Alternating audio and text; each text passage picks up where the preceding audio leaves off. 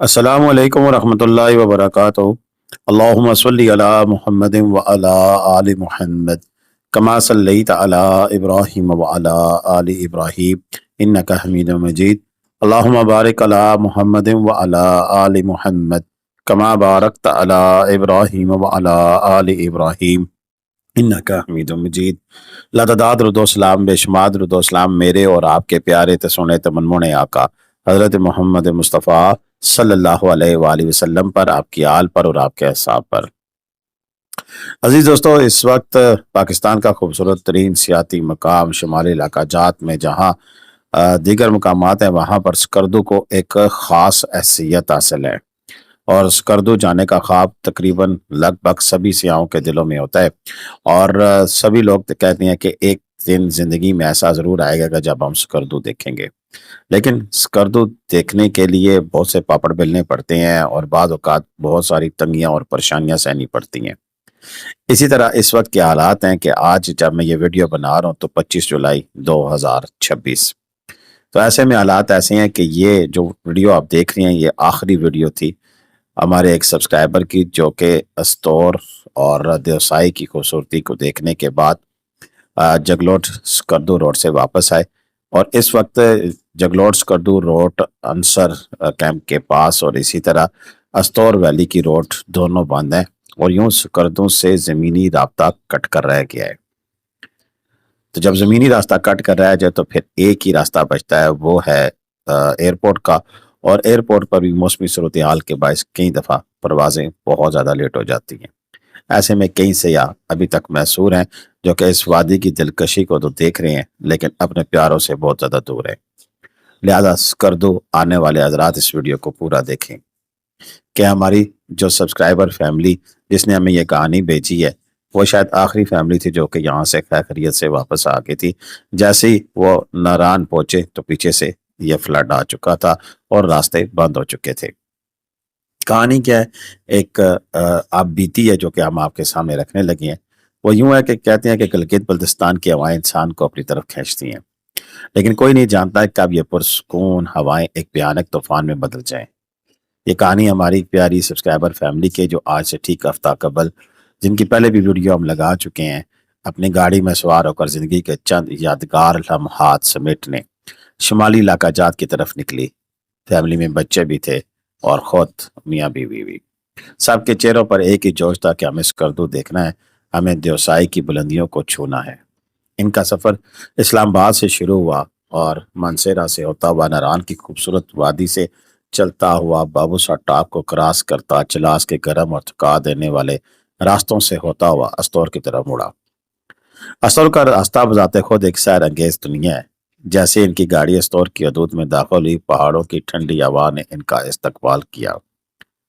چاروں طرف اونچے دشت، سرسبز وادیاں اور دور بہتی ہوئی نیلم جیسی ندیاں تھی۔ فیملی کے دلوں میں کوئی خوف نہیں تھا، صرف اور صرف قدرت کا نظارہ کرنے کی تڑپ تھی۔ انہوں نے استور شہر میں پہلی رات گزاری۔ صبح کا سورج چمکا تو ان کا رخ منی مارگ کی طرف جا۔ منی مارگ جو کہ لائن آف کنٹرول کے قریب انتہائی خوبصورت اور حساس علاقہ ہے، اپنی ہریالی اور پرسکون ماحول کے لیے جانا چاہتا ہے۔ فیملی وہاں کی جھیلوں، لکڑی کے خوبصورت گھروں اور برف پوش پہاڑوں کے سائے میں تصاویر بنائی۔ بچے وادی میں دوڑ رہے تھے اور بڑوں کے چہروں پر زندگی کی سب سے بڑی خوشی تھی۔ کسی کے وہم و گمان میں بھی نہیں تھا کہ ٹھیک چند دن بعد اسی راستے پر قدرت کا ایسا قہر ٹوٹنے والا ہے جو کہ سب ملیا میٹ کر دے گا۔ استور اور منی مارگ کی خوبصورتی سمیٹنے کے بعد اگلا پڑاؤ دنیا کا دوسرا بلند ترین سطح مرتفع دیوسائی تھا۔ دیوسائی کا راستہ استور کی طرف سے انتہائی گھٹن اور چڑھانے والا ہے۔ فیملی کی گاڑی جب چلم چوکی کو پار کر کے دیوسائی کے میدانوں میں داخل ہوئی تو موسم نے اچانک کروٹ لی۔ وہ دیوسائی جو عام طور پر سرسبز اور رنگ برنگے پھولوں سے بھرا ہوتا ہے، اس دن کچھ مختلف لگ رہا تھا۔ آسمان پر کالے بھاری بادلوں کا راج تھا اور ہوا میں ایک عجیب سی خنکی اور سنسناہٹ تھی۔ گاڑی شوسا جھیل کے پاس رکی۔ جھیل کا پانی جو کبھی نیلگوں ہوتا تھا، بادلوں کے سائے کی وجہ سے گہرا سرمائی دکھائی دینے لگا۔ فیملی نے وہاں کچھ وقت گزارا، لیکن فیملی کے سربراہ ہمارے سبسکرائبر کا عجیب سا احساس ہو رہا تھا۔ پرندے غیر معمولی طور پر تیزی سے اڑ رہے تھے اور ندی نالوں کا پانی آہستہ آہستہ بڑھ رہا تھا۔ ہمیں یہاں سے جلدی نکلنا چاہیے، موسم کچھ ٹھیک نہیں لگ رہا۔ ہمارے سبسکرائبر نے اپنی فیملی سے کہا۔ انہوں نے جلدی جلدی گاڑی کا رخ اسکردو کی طرف کیا۔ دیوسائی کا پورا میدان پار کرتے ہوئے بڑا پانی یا چھوٹا پانی مقامات پر انہوں نے دیکھا کہ لکڑی کے پلوں کے نیچے سے گزرنے والا پانی اب کناروں کو چھو رہا تھا۔ سڑک پر جہاں چھوٹے بڑے پتھر گر رہے تھے، دیوسائی سے اسکردو ہوتے ہوئے جو موڑ آتے ہیں وہاں دھند اتنی گہری ہو چکی تھی کہ صرف چند فٹ کا آخری راستہ دکھائی دے رہا تھا۔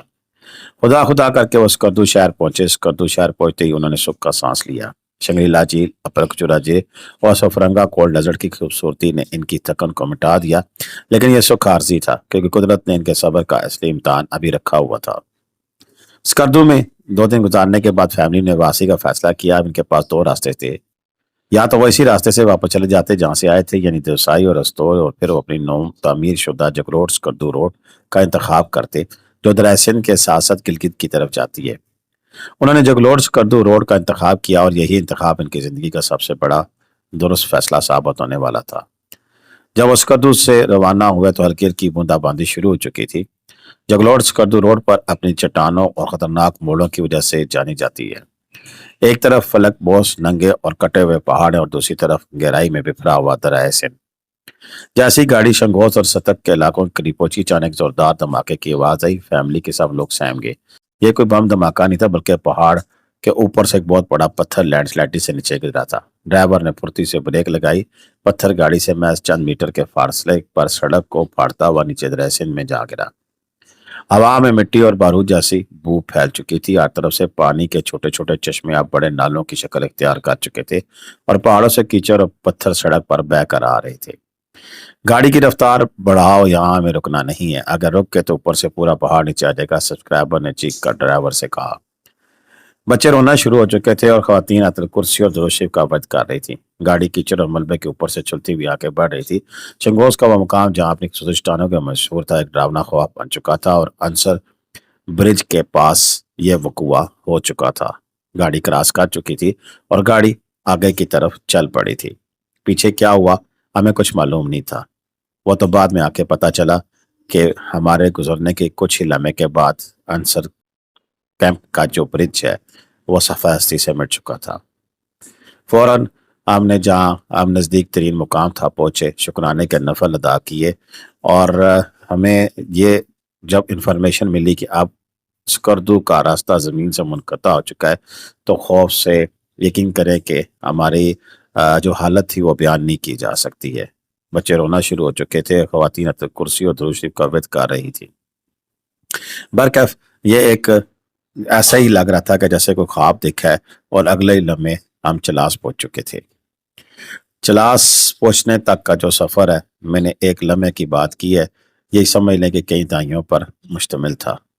خیر، اللہ اللہ کر کے جب چلاس پہنچے تو وہاں سے اب اگلا ہمارا سفر جو شروع ہونا تھا وہ یہ تھا کہ کیسے ہم بابو سر ٹاپ کی طرف پہنچے، کیونکہ جب وہاں سے ہم ڈرے ہوئے آئے تھے تو ایسا لگ رہا تھا کہ شاید بابو سر ٹاپ کی طرف بھی ہماری جو گاڑی جا رہی ہے وہاں پر بھی ہمیں جو کافی زیادہ مشکلات کا سامنا کرنا پڑے گا، لیکن ایسا کچھ بھی نہیں تھا۔ ہم وہاں سے خیر خیریت سے نکل آئے اور نکل کر پھر ہم نران پہنچے اور نران پہنچنے کے بعد پھر راولپنڈی ہماری منزل مقصود پر ہم پہنچ چکے۔ شاید کچھ الفاظ کا چناؤ ایسا ہو کہ جو انہوں نے کیا ہے ایسا کچھ زیادہ ہو گیا ہو یا کم ہو گیا ہو، لیکن کم و پیش جب بھی کبھی کسی فیملی کے ساتھ اس طرح کا واقعہ ہوتا ہے تو وہ کچھ اس طرح کے بیان ہوتے ہیں۔ ہم نے پچھلی ویڈیو میں بھی کہا تھا کہ اگر آپ کے ساتھ کچھ ایسا واقعہ ہوتا ہے تو ضرور ہمیں بیان کیجیے گا۔ یہ ویڈیو اسی فیملی کی ہیں جو انہوں نے ہمیں بھیجی ہیں، اور اس ویڈیو کے بناتے ہوئے وقت انہیں اس چیز کا بالکل کوئی خیال نہیں تھا کہ یہ ہمارا جو سفر ہوگا اس کے بعد یہ راستہ بند ہو جائے گا۔ یہ ویڈیوز شاید ہماری باتوں کے ساتھ مطابقت بھی نہ رکھتی ہو، کیونکہ جس وقت ہم بات چیت کر رہے تھے اس وقت ویڈیو میں ایسا کچھ دکھائی نہیں دیا رہا تھا، اور ڈیفینیٹلی ہوا بھی ایسے، کیونکہ یہ ویڈیو بناتے وقت انہیں اس طرح کی کوئی چیز کا سامنا نہیں کرنا پڑ رہا تھا، بلکہ ہماری جو ویڈیو ہے اس میں پراپر ویڈیو پوری بھی اسکردو سے راولپنڈی کے آتے ہوئے ہوئی ہے۔ اس وقت اس طرح کی کوئی خیالات نہیں تھے، اس طرح کی کوئی چیز نہیں تھی۔ کہانی محض کہانی ہے، اس کے جو کہانی کا جو شمار ہے وہ ضروری نہیں کہ ہماری ہر طرح کی جو ایکوریسی ہے اس کی طرح ہو۔ یہ ہر اس شخص کی کہانی ہے جو کہ یہ سفر کر چکا ہے اور خوشی بخوشی آج سے 1 ہفتہ پہلے، 2 دن پہلے، 3 دن پہلے، جب تک یہ روڈ بند نہیں تھی تب تک وہ اپنے گھر پہنچ چکا ہے۔ یہ سبھی لوگوں کی کہانی ہے۔ جو لوگ وہاں سے خیر خیریت سے واپس آ جاتے ہیں وہ شکر ادا کرتے ہیں، اور جو لوگ پھنسے ہوئے ہیں وہ اب دعا کر رہے ہیں کہ کب یہ راستہ کھلے اور ہم خیر خیریت سے اپنے گھروں کو پہنچے۔ خوشائن بات تو یہ ہے کہ اس پورے وقوعے کے دوران جو ابھی گلگت کی مختلف شاہراہوں پر اس وقت سیلاب ہے، اس میں کسی جانی نقصان کی، کسی سیاح کی کوئی کسی جانی و مالی نقصان کی کوئی اطلاع نہیں ہے۔ یہ راستہ خوبصورت ضرور ہے، یہ راستہ پیارا ضرور ہے، لیکن یہ راستہ ان دنوں کے لیے کہ جب بارشیں نہ ہو رہی ہوں، جب پرسکون ماحول ہو، کیونکہ بارشوں میں کب کہاں کس وقت اس دریا کی اس راستے کی جو حیت ہے وہ تبدیل ہو جائے، یہ کچھ نہیں کہا جا سکتا۔ یہ پتھر جو اس وقت پہاڑوں پر معلق نظر آ رہے ہیں، یہ کسی وقت بھی نیچے آ سکتے ہیں اور اس روڈ کو بلاک کر سکتے ہیں، کسی وقت بھی کسی بڑے حادثے کا سبب بن سکتے ہیں۔ لیکن اس ساری سچویشن کو دیکھتے ہوئے، بانٹتے ہوئے، محسوس کرتے ہوئے، پھر بھی لوگ اس کے سیر میں مبتلا ہوتے ہیں اور پوری دنیا سے لوگ اس کی خوبصورتی کو دیکھنے کے لیے یہاں آتے ہیں۔ اس کی خوبصورتی انسان کو اپنے طرف کھینچتی ہے، اور یہ سنگلاخ پہاڑ جسے کہہ سکتے ہیں، ان میں گرینری نہیں ہے، لیکن باوجود اس کے لوگ اس کی خوبصورتی کو دیکھنے کے لیے بارہا یہاں پر آتے ہیں۔ ایک دفعہ جو اسکردو آتا ہے اور پھر بار بار یہاں آنے کا اس کا من للچاتا ہے۔ پھر جب خبر ملتی ہے کہ اس طرح کا کوئی حادثہ ہو گیا یا کوئی چیز ہو گئی ہے تو کچھ دیر کے لیے شاید سنسنی سی دوڑتی ہو جسم کے اندر، لیکن پھر کچھ ہی لمحات کے بعد وہ سارا ڈر رفو چکر ہو جاتا ہے، اور پھر سے شوق جو ہے وہ سر اٹھاتا ہے، اور پہاڑوں کے جو متلاشی ہیں، پہاڑوں سے محبت کرتے ہیں، پہاڑوں سے جو عشق کرتے ہیں، اور پھر اسی راستے پر پھر گامزن ہو جاتے ہیں۔ یہ منظر کبھی کبھی اتنے ڈرانے اور خوفناک ہو جاتے ہیں کہ یہاں دریا جو ہے وہ اپنی موجوں کے ساتھ، اور کبھی کبھی تو پھر پتھروں کا جو سیلاب ہے وہ یہاں مقدر بنتا ہے۔ آپ بھی جب بھی ہیں تو آپ کے لیے بھی یہی میری ایڈوائس ہوگی کہ موسم کا خاص خیال رکھتے ہوئے، جن دنوں میں کم از کم آپ سفر کر رہے ہوں ان دنوں میں موسم خوشگوار ہونا چاہیے، بارش نہیں ہونی چاہیے، تو ان دنوں میں آپ سفر کریں۔ باقی پھر من جانب اللہ۔ اللہ تعالیٰ سے دعا ہے کہ جو بھی دوست اس وقت محو سفر ہیں انہیں خیر خیریت سے اپنے گھروں میں پہنچائے، اور جو لوگ آنا چاہ رہے ہیں ان سے گزارش ہے کہ موسم کی صورتحال دیکھتے ہوئے فیصلہ کریں، راستے کی صورتحال دیکھتے ہوئے پھر فیصلہ کریں کہ آپ نے ابھی آنا ہے یا نہیں آنا ہے۔ سکردو کا راستہ ابھی فی الحال منقطع ہے، نہ آپ پستور کی سائڈ سے آ سکتے ہیں اور نہ ہی آپ جکلوڈ سکردو روڈ پر سفر کر سکتے ہیں۔ فی الحال صبر کیجیے۔ حمزہ کا راستہ ابھی تک اوپن ہے، لیکن سیلاب کی جو موجودہ صورتحال ہے، کب کہاں کیا ہو جائے، کسی وقت بھی کچھ بھی ہو سکتا ہے، لہذا غیر ضروری سفر سے اجتناب کریں۔ ایسا میں نہیں بلکہ سرکار بھی کہہ رہی ہے۔ اجازت دیں۔ اللہ حافظ۔ پاکستان زندہ باد، پاکستان پائندہ باد۔ جیتے رہے، خوش رہیں، آباد رہے، اپنی دعا میں یاد رکھیے گا۔ اللہ حافظ۔